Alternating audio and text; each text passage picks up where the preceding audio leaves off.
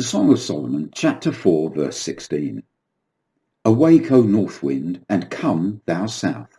Blow upon my garden, that its spices may flow out.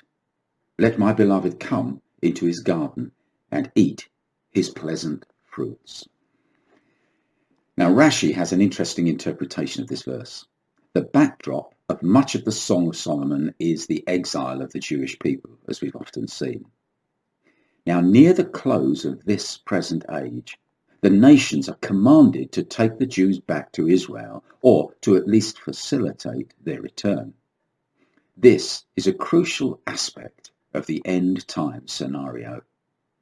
Rashi understands the north and south winds mentioned in this verse to be a metaphor for the nations.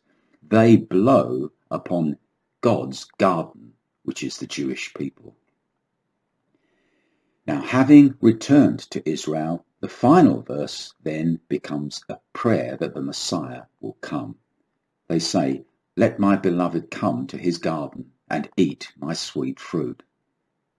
We know that it is in response to just such a prayer that Jesus will indeed return. He has always longed for this moment. The final sentence is the Jewish response to the entire chapter. They say, "Come." This is the note sounded at the very end of the book of Revelation. Now, may I briefly apply a different lesson for us personally. Whether God is directing the cold and unwelcome north wind into your life at present, the wind of adversities, or whether it is the soft and warm south wind that blows, that of rest and contentment, let's endeavour to offer God the fruit of our lives in all seasons. Therefore, by him, let us continually offer the sacrifice of praise to God, that is, the fruit of our lips giving thanks to his name. Hebrews chapter 13, verse 15.